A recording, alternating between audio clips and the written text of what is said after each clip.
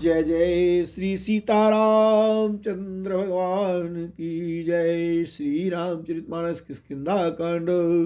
कल दुआ संख्या 7 में हम पढ़ रहे थे कि बाली की पत्नी तारा बाली से कह रही थी कि आप कौशलाधीश दशरथ जी के पुत्र राम और लक्ष्मण, जिनको काल भी नहीं जीत सकते, आप उन्हें क्यों उनसे लड़ने जा रहे हैं। तब बाली ने कहा, हे भीरू, शकुनाजी समदर्शी हैं, जो कदाचित वे मुझे मारेंगे ही तो मैं स्नात हो जाऊंगा। आगे का प्रसंग। अस कई चला अभिमानी, तन समान सुग्रीव वही जानी। मेरे ओ बाली अति तरे जा, मुठिका मारे महाधुनि गर जा। तब सुग्रीव विकल होई भागा, मुष्टि प्रहार वज्र सम लागा। मैं जो कहा रघुबीर कृपाला, बंधु न होई मोर यह काला। ऐसा कहकर वह महामानी बाली सुग्रीव को तिनके के समान जानकर चला। दोनों भिड़ गए। बाली ने सुग्रीव को बहुत धमकाया और घूसा मारकर बड़े जोर से गरजा। अब सुग्रीव व्याकुल होकर भागा। घूसे की चोट उसे वज्र के समान लगी। सुग्रीव ने आकर कहा, हे कृपालु रघुवीर, मैंने आपसे पहले ही कहा था कि वह बाली मेरा भाई नहीं काल है। एक रूप तुम भाता दो, ते भ्रम ते नहीं मारो सूर। कर पर सास ग्रीव शरीरा, तनु बाकुल से गई सब पीरा। श्री राम जी ने कहा, तुम दोनों भाइयों का एक सा ही रूप है, इसी भ्रम से मैंने उसको नहीं मारा। फिर श्री राम जी ने सुग्रीव के शरीर को हाथ से स्पर्श किया, जिससे उसका शरीर वज्र के समान हो गया और सारी पीड़ा जाती रही। मेली कंठ सुमन के माला, पठवा पुनि बल देई विशाला। पुनि नाना विधि भरई लड़ाई, पुनि नाना विधि भई लड़ाई। बिटप ओट देखई रघुराई राम। तब श्री राम जी ने सुग्रीव के गले में फूलों की माला डाल दी और फिर उसे बड़ा भारी बल देकर भेजा। दोनों में पुनः एक प्रकार से युद्ध हुआ। शिवनाथ जी वृक्ष की आड़ से देख रहे थे। बहु छल बल सुग्रीव कर, ये हाराव मान। मारा बाली राम तब दे माज सरतान। सुग्रीव ने बहुत से छल बल किए, किंतु अंत में भय बांधकर हृदय से हार गया। तब श्री राम जी ने तान कर बाली के हृदय में बाण मारा। परा विकल महिषर के लागे, पुनि उठ बैठ देख प्रभु आगे। श्याम गात सिर जटा बनाए, अरुण नयन सर चाप चढ़ाए। बाण के लगते ही वाली व्याकुल होकर पृथ्वी पर गिर पड़ा, किंतु प्रभु श्री रामचंद्र जी को आगे देख कर वे फिर उठ बैठा। भगवान का श्याम शरीर है, सिर पर जटा बनाए हैं, लाल नेत्र है, बाण लिए हैं और धनुष चढ़ाए हैं। पुण्य पुण्य चितये चरण चित दीना, सुफल जन्म माना प्रभु चीना। हृदय प्रीत मुख बचन कठोरा, बोला चितई राम की ओरा। धर्म हेतु अवतरे गोसाई, मारे मोई व्याध की नाई। मैं बैरी सुग्रीव पियारा, अवगुण कवन नाथ मोहि मारा।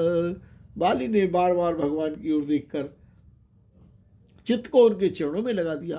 प्रभु को पहचान कर उसने अपना जन्म सफल माना। उसके हृदय में प्रीति थी पर मुख में कठोर वचन थी। वह श्री राम जी की ओर देखकर बोला, हे गोसाई, आपने धर्म की रक्षा के लिए अवतार लिया है और मुझे व्याध की तरह छिप कर मारा। मैं वैरी और सुग्रीव प्यारा, हे नाथ, किस दोष से आपने मुझे मारा? अनुज बधू भगिनी सुत नारी, अनुज बधू भगिनी सुत नारी, सुन सठ कन्या सम ए चारी, नहीं कुदृष्टि बिलो कई जोई, ताई बदे कछु पाप न होई।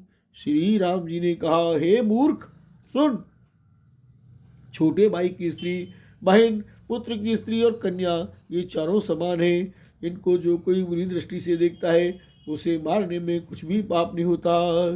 मूढ़ तो ही अतिशय अभिमाना, नारी सिखावन कर से न काना, मम भुज बल आश्रित ते ही जानी, मारा चैसी अधम अभिमानी।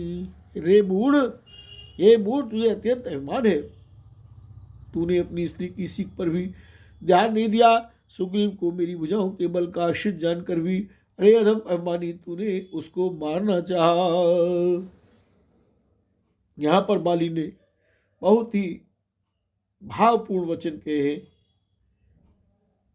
सुनहु राम स्वामी सन, चलन चातुरी मोर, प्रभु अजऊ में पापी, अंतकाल गति तो। वाली ने कहा, हे राम जी सुनिए, हे स्वामी, आपसे मेरी चतुराई नहीं चल सकती। हे प्रभु, अंतकाल में आपकी गति, आपकी शरण पाकर मैं अब भी पापी ही रहा। सुनत राम अति कोमल बानी, बाली शीस पर से निज पानी, अचल करो तनु राखौ प्राणा, बालिका सुन कृपा निधाना, जन्म जन्म मुनि जतनु कराई, अंत राम कही आवत नाही, जासु नाम बल शंकर काशी, देत समय समगति अविनाशी, ममलोचन गोचर सुयावा, बौरी की प्रभु अस बनी बनावा। बाली की अत्यंत कोमल वाणी सुनकर श्री राम जी ने उसके सिर को अपने हाथ से स्पर्श किया और कहा, मैं तुम्हारे शरीर को अचल कर दूं, तुम प्राणों को रखो। बाली ने कहा, हे कृपानिधान सुनिए, मुनिगण जन्म जन्म में, प्रत्येक जन्म में अनेकों प्रकार का साधन करते रहते हैं, फिर भी अंतकाल में उन्हें राम नहीं कह आता, उनके मुख से राम नाम नहीं निकलता। जिनके नाम केवल से शंकर जी काशी में सबको समान रूप से अविनाशी गति यानी मुक्ति देते हैं, वह श्री राम जी स्वयं मेरे नेत्रों के सामने आ गए हैं। हे प्रभु, ऐसा संयोग क्या कब फिर बन पड़ेगा? राम सो नयन गोचर जासु गुण, नित नेति नेति कही श्रुति गावही,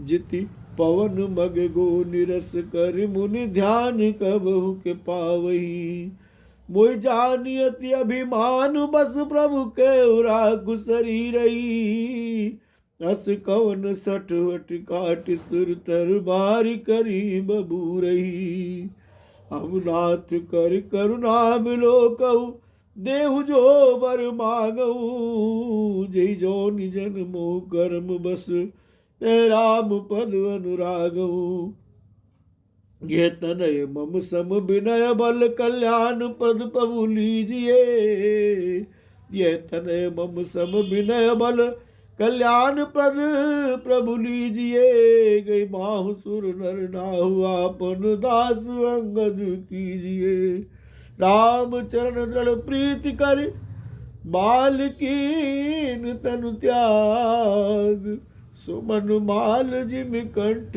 ते गिरत न जाए नहीं नागराम। बाली ने कहा, श्रुतियां नेति नेति कहकर निरंतर जिनका गुणगान करती रहती है तथा प्राण और मन को जीतकर एवं इंद्रियों को विषयों के रस से सर्वथा नीरस बनाकर मुनिगण ध्यान में जिनकी कभी कच्चित ही झलक पाते हैं वे ही प्रभु आप साक्षात मेरे सामने प्रकट हैं।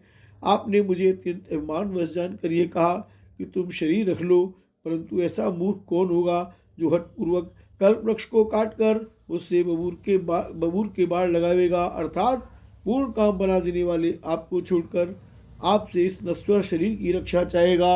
हे नाथ, अब मुझ पर दया दृष्टि कीजिए और मैं जो वर मांगता हूँ उसे दीजिए। मैं कर्मवश जिस योनि में जन्म लूँ वहीं श्री राम जी आपके चरणों में प्रेम करूँ। हे कल्याण प्रभु, यह मेरा पुत्र अंगद विनय और बल में मेरे ही समान है, इसे स्वीकार कीजिए और हे देवता और मनुष्यों के नाथ वहाँ पकड़कर इसे अपना दास बनाइए। श्री राम जी के चरणों में दृढ़ प्रीति करके बाली ने शरीर को वैसे ही आसानी से त्याग दिया जैसे हाथी अपने गले से फूलों की माला का गिरना न जाने। बोल भक्त भगवान की जय।